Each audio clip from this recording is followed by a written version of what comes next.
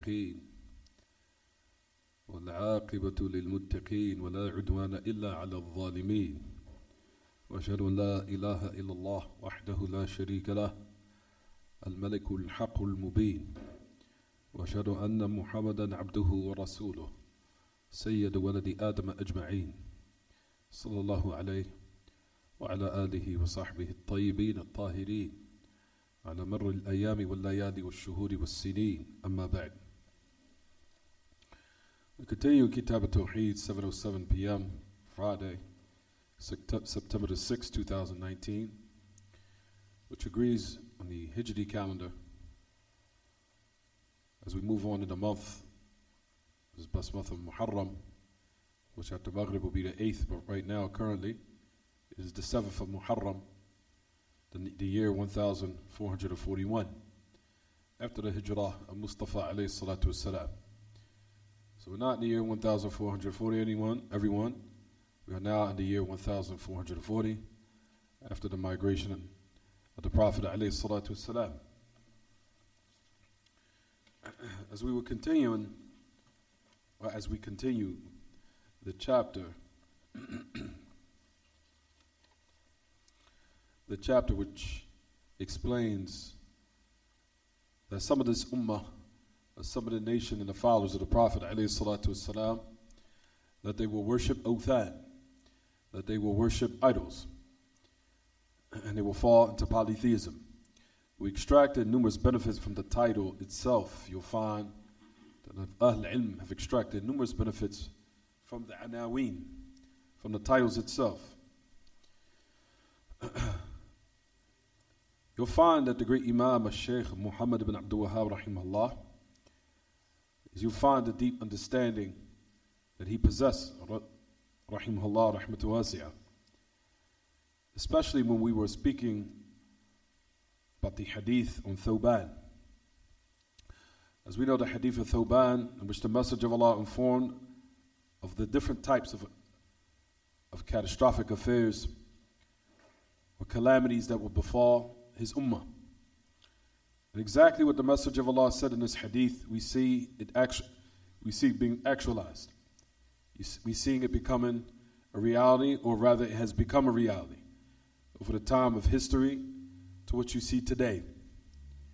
If you look in your books, everyone, we stopped at the hadith. If you look, everyone had a book.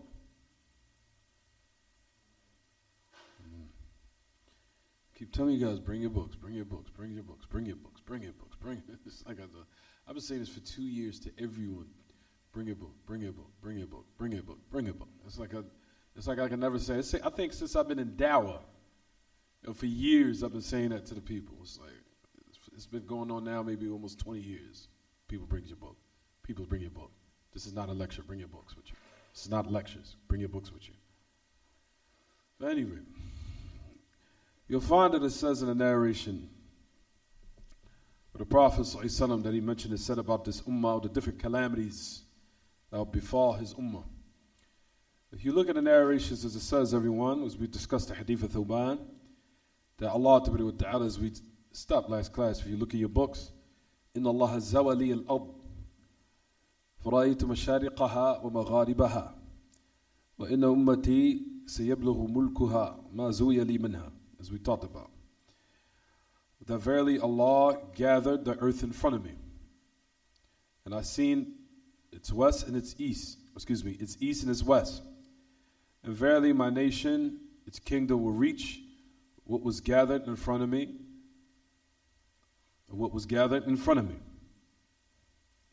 And I was given the treasures of Al-Ahmar wal-Abyad. And we said I was given the two treasures. The Messenger of Allah in this narration said, I was given two treasures, the treasures that were Ahmar. We said when the Messenger of Allah said red, what did we say last class? That the meaning of red is what, everyone? But what was the type of, it was gold. Was it gold? Or was it silver? It was gold. We said that Ahmar meaning gold. It was gold. So we said that the meaning of al-ahmar, red, was the treasures of who, everyone? Of Caesar, of Caesar. It was the treasures of Caesar, or the wealth of Caesar, excuse me. The wealth of Caesar. The wealth of Caesar, which comprised of gold. Which comprised of gold.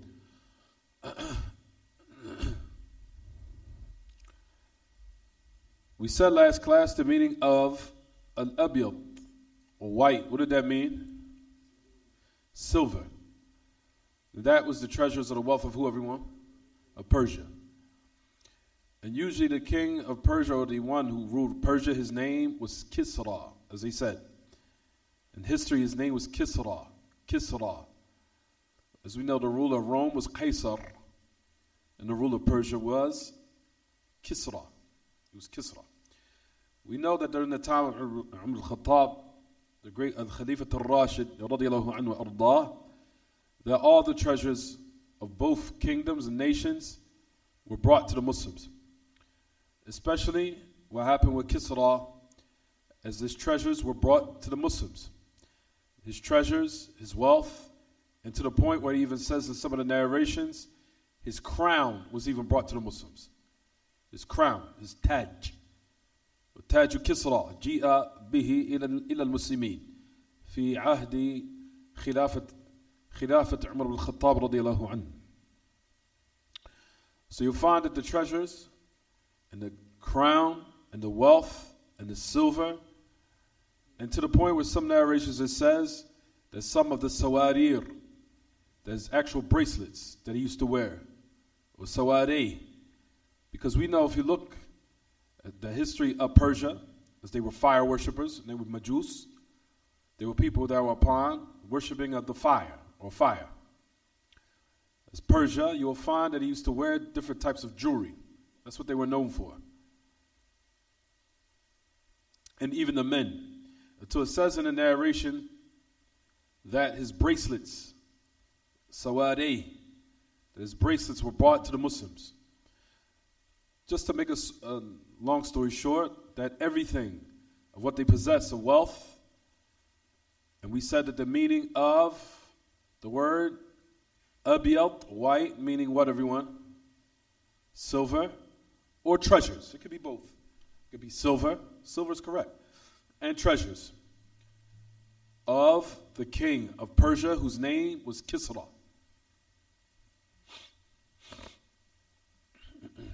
What the Messenger of Allah ﷺ, what he mentioned in this narration, happened.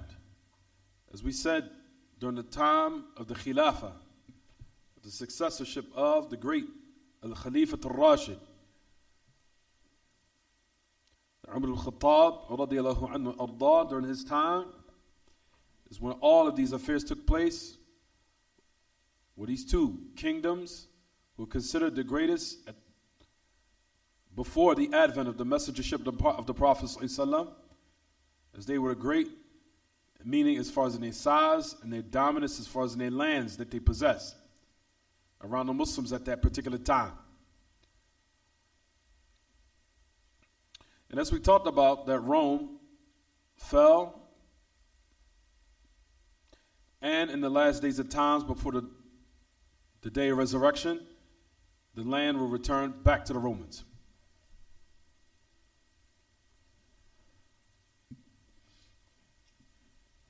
You'll find, ya ma'ashal ikhwa,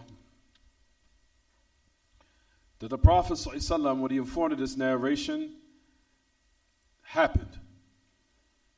You'll find from beginning to end, which shows the confirmation of his prophethood.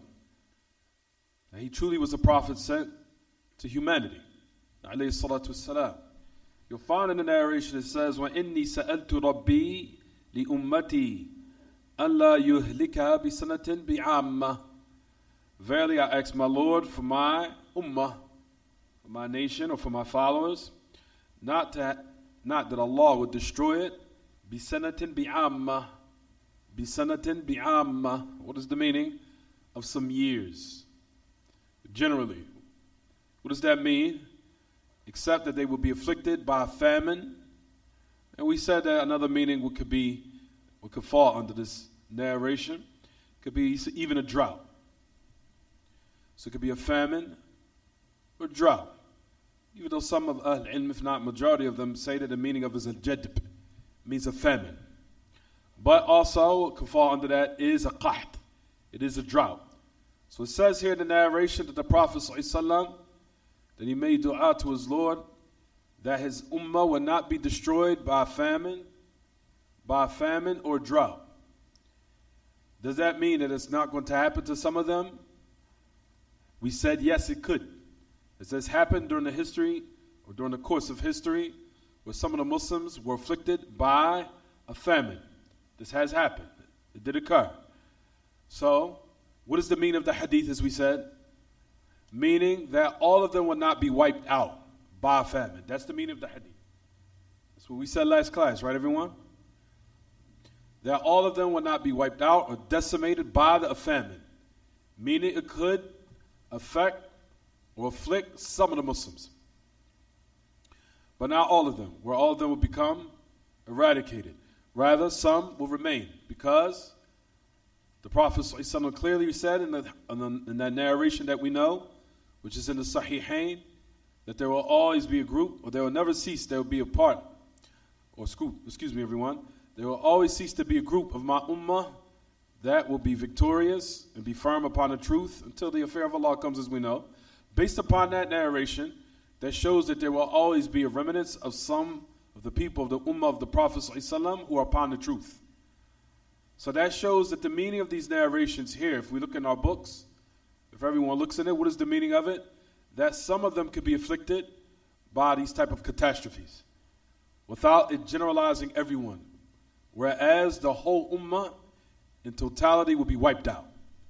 Is it clear what I'm saying, everyone? So that's what we said last class, right, everyone?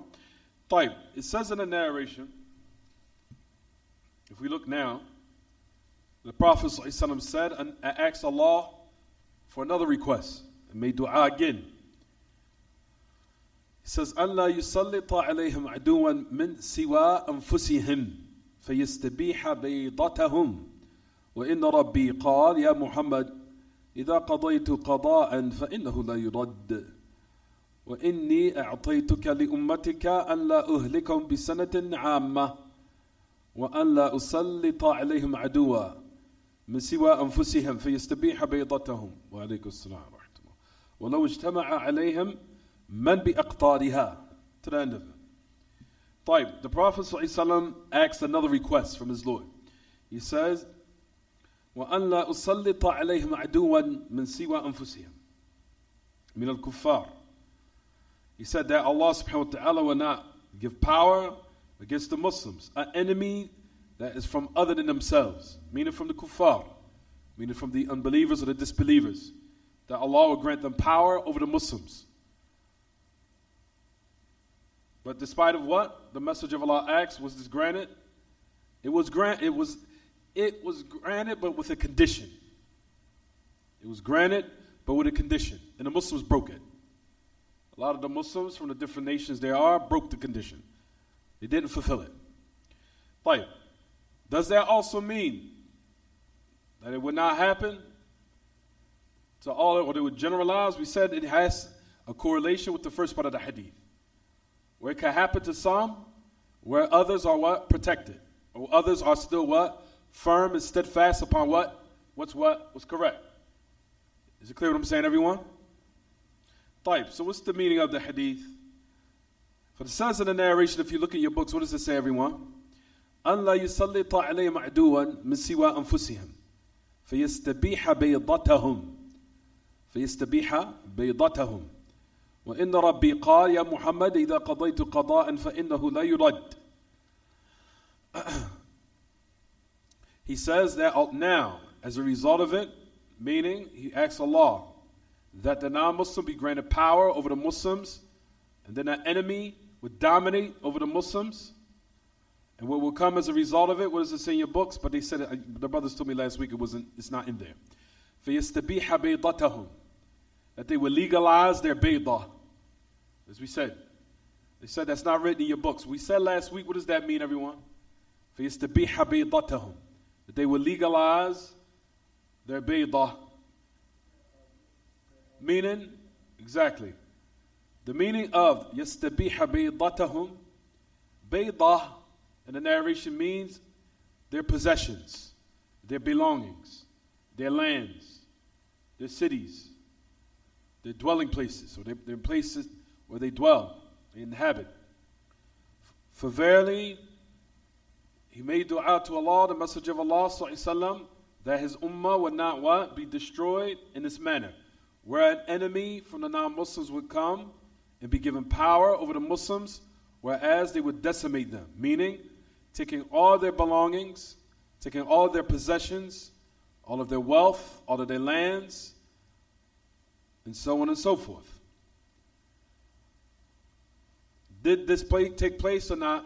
We said, yes, it did over the course of history. You'll find that the Muslims, what happened with them during the course of history, where Allah subhanahu wa ta'ala did give power to the non-Muslims over the Muslims. So that's the reason why I want to make clear that what we're speaking about in this narration, the first request in the hadith, if you look in your books, was not granted.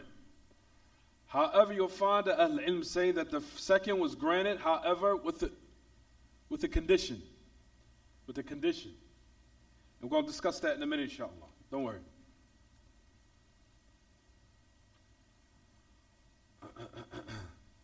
Because we're going to finish reading it, then I'm going to get the details in it.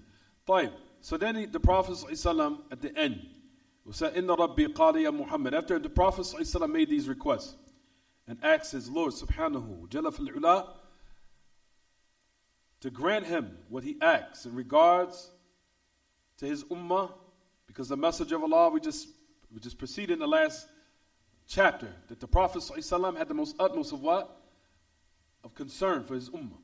As it comes in the ayah, as we already discussed in the last chapter.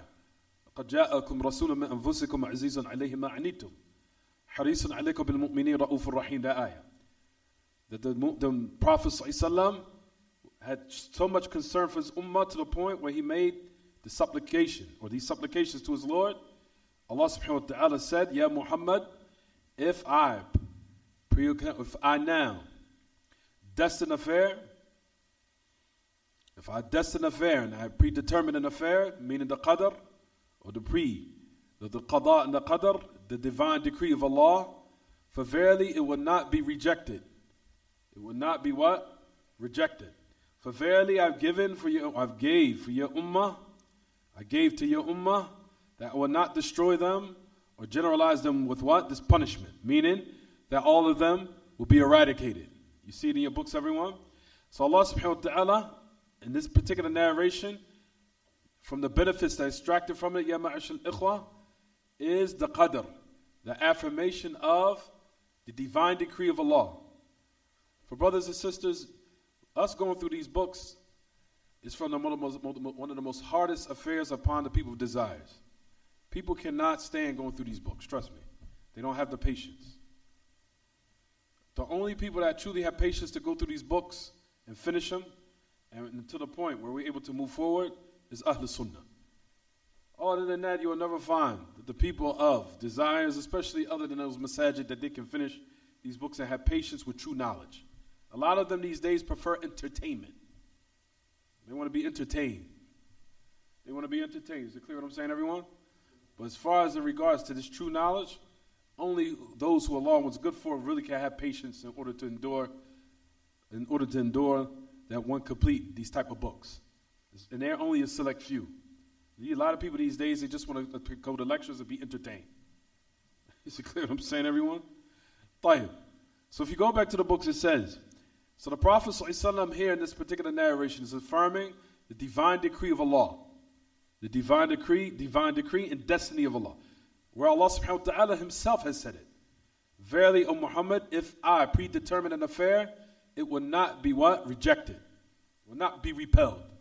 So Allah himself is affirming that what? All the affairs that take place in this existence has been predetermined and destined and set. So this narration here, from the benefits that extracted from it, is what, everyone? That there is a divine decree and a destiny of Allah. That Allah subhanahu wa ta'ala has written and determined for all of the creation. Is it clear what I'm saying, everyone? طيب. So it said, verily, O Muhammad, if I predetermine an affair, For verily, it has to carry out. It has to be nafith. It has to carry out. For verily I gave to your ummah that I will not destroy them with a sanatin amma, with a drought, where it would generalize all of them, where the whole ummah will become destroyed. Is it clear what I'm saying, everyone? طيب. The second thing, وَأَنْ لَا أُسَلِّطَ عَلَيْهِمْ عَدُوًا مِنْ سِوَىٰ أَنفُسِهِمْ, that I will not give power against them an enemy from other than themselves, where they will legalize their possessions, meaning they would gather it and take it from them, even if they was to gather against them. Those who are in the different places, they are, except that Allah subhanahu wa ta'ala put a condition in this. What does it say in the narration, everyone?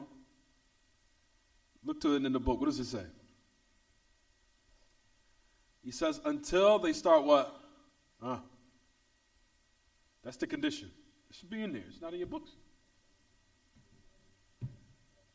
Where they know now. This is the condition. He says that Allah Ta'ala granted them this unless they start now killing themselves, meaning the Muslims. When they become divided amongst themselves, and they will start killing one another, and they will start taking each other as captives. So Allah subhanahu wa ta'ala put this with a condition. Did they uphold and fulfill this condition? No, they didn't. Why? The main reason of why, or to display why the Muslims did not fulfill this condition, whereas they differed in the aspect of the belief system. That's where they divided. That division in the foundations of Islam is what caused Allah Ta'ala to send an enemy against the Muslims. As a result of it, some of their lands were taken from them, and some of their lands were snatched from them, and they landed back in the enemies of the disbeliever, or in the hands of the disbelievers. And this is what happened during the course of history. You see it. But the primary source and strength of the Muslims relied on their ijtima', them being unified in their foundation and in their creed. And when they differed in that, that's when Allah subhanahu wa ta'ala sent an enemy against them. And you'll find this has happened all throughout history. When the Muslims started adopting corruptive ideologies in the foundation of the religion, this is when Allah subhanahu wa ta'ala gave power to the non-Muslims over the Muslims. When they came in their countries, and in some of their countries and in some of their lands, and took it back and took it from them. Until you'll find as a result of it, like we said, where those lands of which the Muslims occupied at one time returned to the hands of the kuffar. So that was the primary reason of why Allah subhanahu wa ta'ala allowed the non-Muslims to be granted power over the Muslims, because of their division and their creed. One of them, if you look in the narration and right in your books, everyone, if you look in it right now, it said that Allah would not allow anyone or any enemy to come in now and destroy it, take their possessions and their belongings and eradicate their lands to the end of it. Even if they was to gather in those different lands against them. He says with the condition that they don't start destroying themselves, and that they do not render each other captives, where they take captives of one another. طيب, I want everyone to think, why would the Muslims take captive of one another? Now, what does that necessitate? What does that imply? Captives. Muslims taking captives of one another? You'll find that some of the say in this regard that the meaning of it is that they start declaring each other disbelievers. Takfir. They start declaring each other unbelievers or disbelievers. Where they start making takfir of one another. So-and-so's a kafir. So-and-so's a kafir. So-and-so's a kafir. He's not Muslim, he's a kafir. His blood is lawful. We could kill. We could take his wealth. We could take his wealth. It says, حَتَّى يَسْبِي بَعْتُهُ بَعْضًا, that they would take each other's captives, where they would declare each other to be kuffar, where as a result of it, they would take one another as captives. The only way you can take your Muslim as a captive is if you think he's a kafir. You understand, everyone? How are you going to take your Muslim brother as a captive? The only way you would take a captive, unless it was through a what? A battle. A battle where you would believe that he's a what? He's an unbeliever or disbeliever. What came as a result of it, what? I could take him what? I could take him captive. This shows there's a discrepancy in the belief system. If you notice, based upon these narrations here, what does that indicate? Indicates there's a discrepancy where, everyone? In the belief system. It's a discrepancy in the foundation where you would declare your Muslim brother or sister to be a kafir or an unbeliever, where you would now legalize their blood or their wealth or what have you. When the Muslims deviated in this affair, Allah subhanahu wa ta'ala, like we said, caused the enemies of Islam, where Allah subhanahu wa ta'ala gave power to them over the Muslims. And this has happened so many times over the course of history. طيب. You'll find that Ahl al-Ilm say in this regard,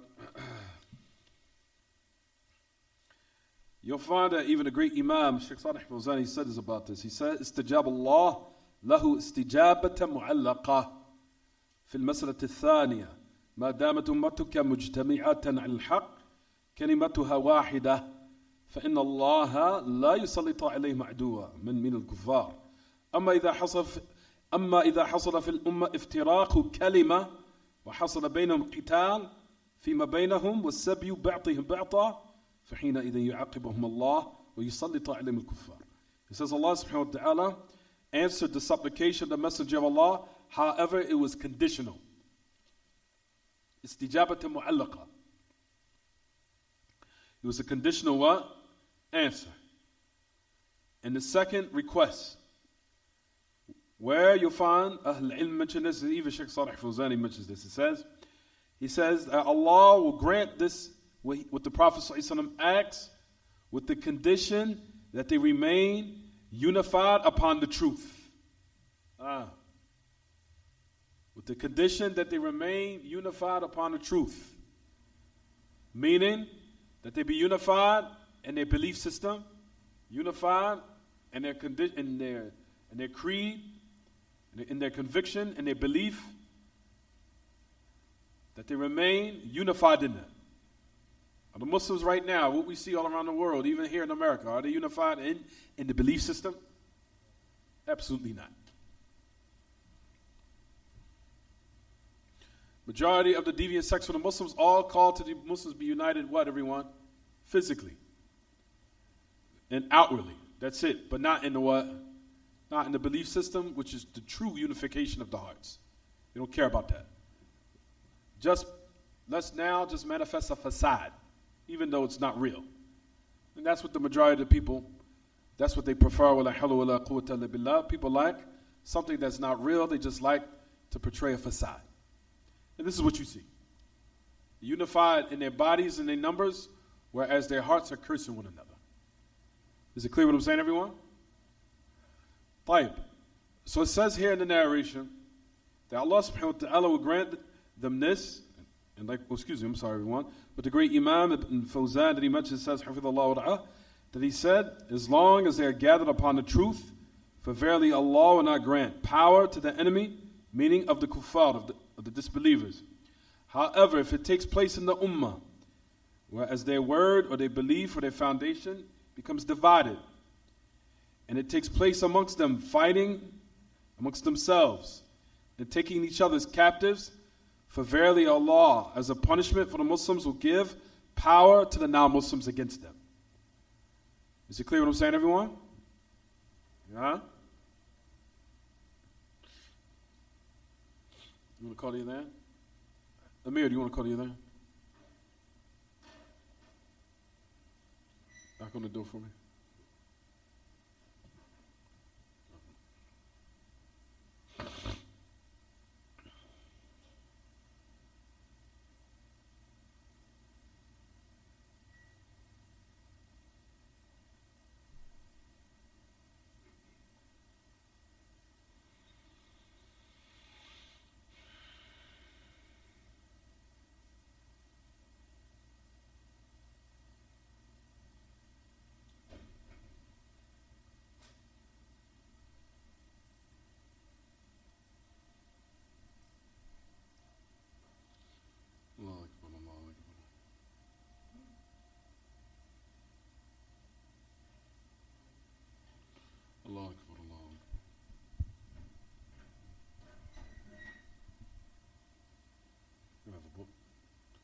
was right there. Oh.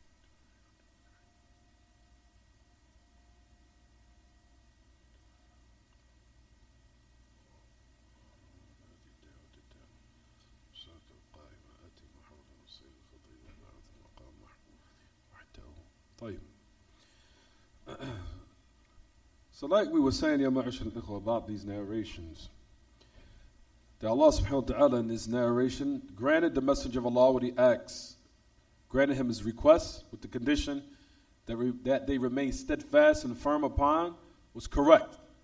If they remain steadfast upon was correct, Allah subhanahu wa ta'ala will never allow anyone from the enemies of Islam to come and eradicate them. Did they maintain or fulfill this condition? Absolutely not. You'll find that the Muslims are divided in their foundation and their creed, because that's the source of their strength, is that they remain unified upon the correct belief system. And this is the exact, and not only do the Muslims now, not only do they not remain steadfast upon what's correct, they even make war with those who want that. So how do we think that the Muslims will be restored back to their proper status? Not only they have gone against what the Messenger of Allah said in this narration and what he asked Allah subhanahu wa ta'ala for, which Allah said he would grant it if they fulfilled that condition. Not only did they go against it, but if you want to make it worse, they make war with this condition. Those who call to the unity of the Muslims upon what's correct, upon the proper aqeedah and the proper belief, they'll even make war with you. Muslims will make war with you. If you call to a proper aqeedah, let's go back to what the Sahaba are upon. They'll make war with you. No, akhi, we're not going to do that. Make war with you. And this is exactly what took place in another narration where the Prophet ﷺ said, this hadith is on Thoban, right everyone? Hadith Thoban. If you look in this narration, who's the narrator? Thoban. Thoban is a narrator of another similar narration to this. There's another narration the Prophet ﷺ mentioned and said, he said, يُوشِكُ أَن تَتَدَاعَى عَلَيْكُمُ الْأُمَمْ كَمَا تَدَاعَتَ الْأَكَلَةُ عَلَى قَصَعَتِهَا قالوا أَوَ مِنْ قِلَّةٍ يَوْمَئِذٍ نَحْنُ يَا رَسُولَ اللَّهِ قال لا بل أنتم كثير ولكنكم غثاء كغثاء السيل ولا ينزعن الله المهابة من صدور عدوكم منكم ولا يقذفن في قلوبكم الوهن قالوا وما الوهن يا رسول الله قال حب الدنيا وكراهية الموت. But there's another hadith of Thoban where the Prophet ﷺ mentioned and said that all of the ummam are about to gather and pluck you off. Just as a people or a group of people come around a plate of food and pluck it off. So the Sahaba asked, is it because of our small number on that day, O Messenger of Allah? Prophet ﷺ, what did he say? He said, rather you be plentiful. However, you're like the scum of the ocean. Meaning there's no quality to you. Why? You left off what was what? The haqq. You divided in it until you render yourself severely weak. What came as a result of leaving off the proper aqeedah, brothers and sisters, you'll find that the people prefer this because of weakness for the love of wealth and love of this dunya. You'll find the majority of those callers out there who know, if you used to call to and speak to a lot of those people who are upon deviance from their heads and their leaders, they will tell you that they know what they're calling to is incorrect. A lot of them. But however, the reason why they want to keep their status, because they want to keep their status. The reason why they don't want to admit and come to their followers and tell them what we've been calling you to is absolute nonsense is because they're afraid of their what? Status going away from them. And their power going away from them. And their wealth going away from them. What was the reason? Hubb ad-dunya. Love of the what? Of this world. So that you will find in the narration of Thuban, he said, you'll be scum like the scum of the ocean. Verily Allah will remove the fear that from the chest of your enemy, and he will cast in your hearts severe weakness. Severe weakness. Tayyib, what was the weakness? The weakness is, you left off what was correct until Allah subhanahu wa ta'ala was. This is clear in the narration. What does it say, everyone? That Allah ta'ala, if you did not fulfill this condition, will you remain steadfast upon what's the truth? That Allah ta'ala will what? He will send an enemy against you from other than yourselves, from the non-Muslims. And they would destroy you. So when they didn't fulfill that, and they became divided in their creed, divided in the foundations of the religion, and they deviated in that, what came as a result of it, Allah subhanahu wa ta'ala sent the enemies to eradicate the Muslims in some parts of the earth, in some parts of the lands, not decimating all of them. Because there will always be a group of the Muslims, meaning who are clearly victorious upon the what? Upon the truth. Always up until the day of resurrection, or the affair of Allah comes, which is the wind that will come from Aden, which is in Yemen, and it will take the people who are left of Iman, and then the day of resurrection will be established upon the most evil of creation. Is it clear what I'm saying, everyone? Tayyib. Also the hadith of the Prophet ﷺ, the Prophet ﷺ clearly mentioned and said, which is also the great Imam, but also authenticated, إِذَا تَبَايَعْتُ بِالْعَيْنَ وَأَخَذْتُمْ أَذْنَابَ الْبَقَرِ وَرَضِيتُ بِالزَّرْعِ وتركتم الجهاد في سبيل الله سلط الله عليكم العدو لا ينزعه عنكم حتى ترجعوا إلى دينكم.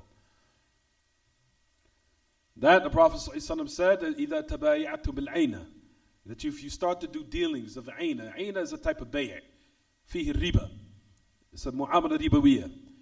He said if you start to now dealing transactions that are عينة, عينة if you study in fiqh, it's a business transaction that is a slick way of trying to avoid riba in a real slick way, but you're still falling into it. So aina is basically it's a type of sale transactions. We'll study that later in fiqh if we got time. But anyway, the Prophet ﷺ said if you start doing these type of business transactions, which is al-aina, and you akhadtum adnab al-baqar, he says now you start to be busy with yourselves, which is dunya, leaving off the ilm, leaving off the knowledge, leaving off, which is what gives you quality as a Muslim, which is purifying your belief system, purifying your creed, to the end of it. You busy yourselves with those affairs. And you are now pleased with your agriculture, with your farming, and all of that which you possess. And you leave off jihad fi sabilillah. The meaning of jihad, that the greatest of jihad, brothers and sisters, the greatest of jihad is learning the sunnah of the Prophet ﷺ and defending it. That is the greatest of jihad, and that's better than the jihad of the sword, as you'll find that Shaykh al-Islam Taymiyyah and Ibn al-Qayyim mentioned. The greatest form of jihad, which is better than the jihad of the sword, is upholding and learning the foundation in the creed and defending it. Because that's preservation of the people's hearts. That is more what? That is more important than the preservation of the people's bodies. Is it clear what I'm saying? If you die with a sound heart, you have died in a great state. Even if your body was what? Was mutilated. So what's better? The jihad of what, everyone? The jihad of the preservation of one's belief system, of the proper aqidah, and the proper belief. And this is you'll find why the ulama of the time of the tariq, the course of history, knew this type of what? Of this great importance. The preservation of what? Of the creed. And the sunnah of the Prophet ﷺ. Don't focus. And the creed of the Prophet ﷺ is the greatest, rather is the better than the jihad of the sword. And that is what's in these days, which is needed. The defense and calling to the correct Islam, the correct understanding of it, the correct methodology of it, gathering the Muslims upon it, and refuting and repelling deviance, and refuting bid'ah, and refuting all the different affairs that have tainted the correct aqidah in which the companions of the Prophet ﷺ was upon. That is a better jihad by 1,000 ways than what? With the jihad with the sword. Because you're preserving the people's belief. You're preserving their hearts. That is better than what? Than the preservation of their bodies. Is it clear what I'm saying, everyone? Because jihad of the sword, of course, that is now one's body being what? Took it away from him, you'll die. But if your heart dies, where are you going to go in the hereafter? Go to the hellfire. May Allah subhanahu wa ta'ala protect us. Preservation of the heart is greater than, and the only way the heart is preserved is through what? Is the proper belief. Is it clear what I'm saying, everyone? طيب. So the Prophet... Oh, that's your son? I didn't know that. You sure? طيب, inshallah. طيب. So what happened in this narration, you'll find the Prophet, the last part of the Prophet ﷺ said, وَتَرَكْتُمُ الْجِهَادَ فِي سَبِيلِ اللَّهِ صَلَّطَ اللَّهُ عَلَيْكُمْ عَدُوٌّ لَا يَنْزِعُهُ عَنْكُمْ يعني هذه الإهانة التي نزلت بكم وحلت بكم هذه الإهانة لا ينزعها الله عنكم حتى ترجعوا إلى دينكم. He said this type of humiliation, disgrace, where Allah has now gave power to an enemy against you, Allah will never remove it until you return back to your religion. Turn back to your religion, meaning return back to the truth. Fine. So you'll find that the Prophet ﷺ in this narration saying that what? And from time to time, even though the Muslims did not fulfill what was their end, no, I shouldn't say end of the bargain, but they did not fulfill this condition, still, when Allah subhanahu wa ta'ala punished them by sending an enemy against them from the non-Muslims, did it decimate all of them? Did it remove all of them? We said no. There still will be a group from his ummah, the Prophet ﷺ is clearly established in the other narration. There will always be an ummah that will remain steadfast upon what's correct. Even though in certain lands, in certain places over the dunya, that the enemies of Islam could come and destroy them or eradicate some of them, meaning some of the Muslims. As what took place amongst, as we said last class, what happened with Tatar, what happened with the Mongolians. As they came and killed numerous amounts, they killed millions of Muslims. Millions. From Tatar, from Mongolia. Not only if it was Genghis Khan, I think it was from his ancestors or from his grandmother or grandsons or something like that. I don't think it was Genghis Khan himself, but it was from people in his family that actually came and they destroyed Baghdad. They came in through Iraq and destroyed it. طيب. So that shows that happened with what? For the kuffar were granted power against the what? Against the Muslims. Why did that take place? Because of the inside fighting amongst themselves and them being divided in their creed, in their belief system. That caused a severe weakness, like we said, and also the deviance and the different types of innovated ideologies that were incorporated in the religion also rendered them severely weak until the Muslims started fighting one another and killing one another. Because it says here in the narration, what everyone? Until they what? حَتَّى يُهْلِكُ بَعْضُهُمْ بَعْضًا وَيَسْبِي بَعْضُهُمْ بَعْضًا. That they do not kill one another, or they do not fight one another, nor do they take one another captives. When they deviated, this all started with who? It started with, as we talked about before, Abdullah ibn Saba al-Yahudi al-Yamani. قَبَّحَهُ اللَّهِ. He's the one that started the first major fitna amongst the Muslims. Rather, he is the one who planted the seed of deviance amongst the Muslims. He's the one who's the founder to this day of what? Of the two deviant sects. To this day, they still affecting the Muslims. Who's the ideologies of the Shia, the Rawafid, was started by Abdullah ibn Saba al-Yahudi al-Yamani, and also who, everyone? And also the other deviant sect is still affecting the Muslims today, to this day, which is the Khawarij, Kharijiyya, Irhabiyya. Was all started by who? Abdullah ibn Saba al-Yahudi. Was started, he planted the seed. The fire lit, it started. The Muslims still to this day are affected by that fitna. And also another Yahudi, who, as we talked about before, another Jew who started the deviant sect of the Jahmiyyah, the Mu'taziyah, the Sha'ira, and the Maturidiyya to the end of it. was all started by Labid ibn al-A'sam al-Yahudi, alladhi sahara Nabi sallallahu. Labid ibn al-A'sam, who was also a Yahudi, who's also the one who poisoned the Prophet, who did magic upon the Prophet sallallahu. And we said that was the isnad of still to this day, if not, it's still, rather it is still affecting the Muslims to this day, which is the ideologies of the Jahmiyyah. Is it clear what I'm saying, everyone? طيب. So the last thing we want to say, a lot of people will say, طيب, we had one of the most greatest kingdoms of the Muslims in the early part of Islam. For example, Al-Khilafah Al-Abbasiyah, and we had the Khilafah Al-Abbasiyah wal-Amawiyah. People say, طيب, we had these. Why do now you say that, for example, now the Muslims became rendered severely weak when we had these two great kingdoms? We say, yes, it did happen. We know that there was the great nations of Al-Abbasiyah and Al-Amawiyah. However, if you look to the history amongst them, they were still killing amongst them. And they were still fighting amongst them due to some type of discrepancy in the belief system that took place. And it continued amongst the Khilafah of the Abbasiyah Amawiyah, in which you'll find that Allah subhanahu wa ta'ala, when they started to now adopt some of the ways of the Jahmiyyah, as I brought the book in Aqidah to Salaf, especially when they adopted the belief system of Ja'd ibn Dirham, who's the first one who denied that Allah was above the heavens. The first one that denied it, to say that Allah is not above the Arsh. When he adopted it, the Khalifa, one of the Khulafa of Al-Abbas, I think it was Amawi, I got to check it, it's in my book. When he adopted it, it said, Ibn al-Qayyim said, Allah subhanahu wa ta'ala caused his whole kingdom to be destroyed. When he adopted the ideologies of Ja'd ibn Dirham, who was the first one that denied that Allah was above the heavens. And still to this day, you will find Muslims out there who still believe that Allah is not above the heavens. Hadith wa la haraj. Upon this type of aqidah. Of how many millions of Muslims out there to this day still believe that Allah is not above the arsh.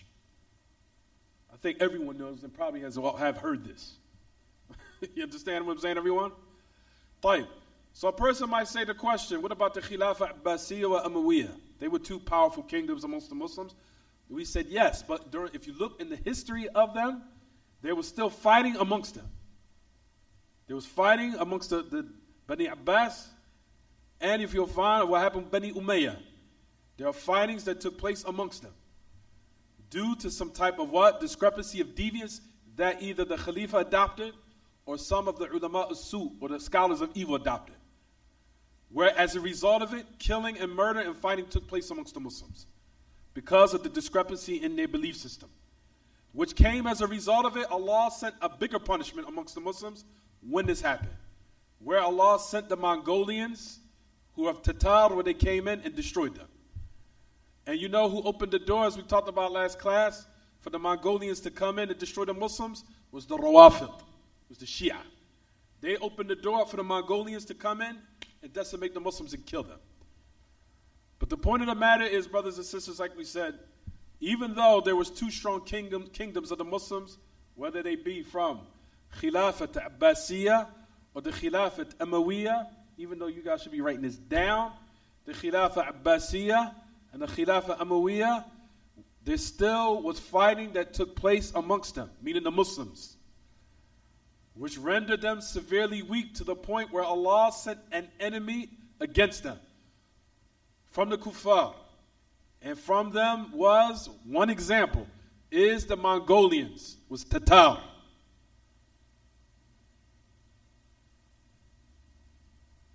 Focus.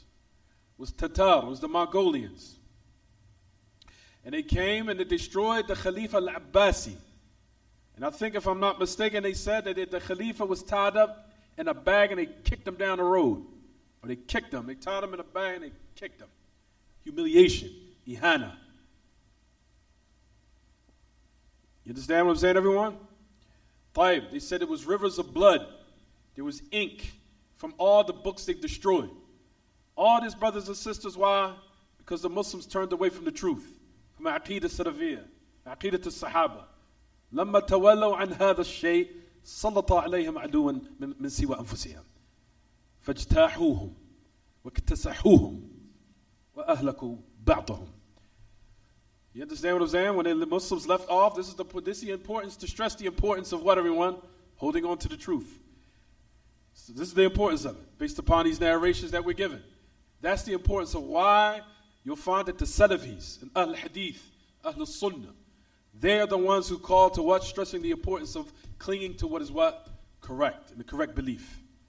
Because as a result of it, like we said, Allah subhanahu wa ta'ala sent the punishment down on the Muslims when they left it off. Is it clear what I'm saying, everyone? Tayyib. You'll find it says in the last part, and we'll stop, because we've got to stop. Also, another example, as we talked about, when Allah subhanahu wa ta'ala sent the enemy against the Muslims, is what happened with where, everyone? Against the Salibiyin, the Crusaders. The people, where they were Christians, they had crosses, but they were radical Christians. Very radical. And all you have to do is open up the history. Even the non-Muslims, you'll find our history, what happened with the Crusaders. The Crusades, when they came and eradicated the Muslims, and they took Andalus, which was Spain, back from the Muslims. And they also marched to Bayt al-Maqdis in Palestine, took it from the Muslims. You understand, everyone? That was another example when Allah subhanahu wa ta'ala gave power to the non-Muslims against the what? Against the Muslims. Why? Because they left off what the Prophet, what Allah himself made a condition in his hadith. What does it say? Allah subhanahu wa ta'ala said that He grants it to you. This has been granted to you, Muhammad, as it says in the hadith. وَأَنْ لَا صَلِّطَ عَلَيْهِمْ عَدُوًا مِنْ سِوَى أَنفُسِهِمْ فَيَسْتَبِيحَ بَيْطَتَهُمْ وَلَوْ اجْتَمَعَ عَلَيْهِمْ مَنْ بِأَقْطَارِهَا. إيش الشرط؟ اشترط هنا في هذا السياق. استمعوا إلى الشرط حتى يكون بعضهم يهلك بعضا ويسبي بعضهم بعضا. He says that Allah granted them that someone will come in and try to take their possessions and their belongings, even to gather against them those who are in the different lands, with the condition that they do not start destroying themselves and they do not take each other's captives. They didn't fulfill it, some of them, but the only ones who truly fulfilled this condition was who, everyone? Ahl Sunnah, As-Salafiyun, Ahl Hadith, Ahl Athar. They're the only ones who fulfilled this condition. So they're the only ones who taste true to unity at the end of the day. Not unity based upon numbers, but the ultimate greatest unification, which is unification of where, everyone? In the hearts. Jay. We'll stop here, inshallah, because we have to pray Maghrib. Because Isha is starting to come in earlier. We'll stop here. وصلى الله وسلم وبارك على نبينا محمد وعلى آله وصحبه. سبحانك اللهم بحمدك أشهد أن لا إله إلا أنت أستغفرك وأتوب إليك. Any questions about the lessons? تفضل حسن.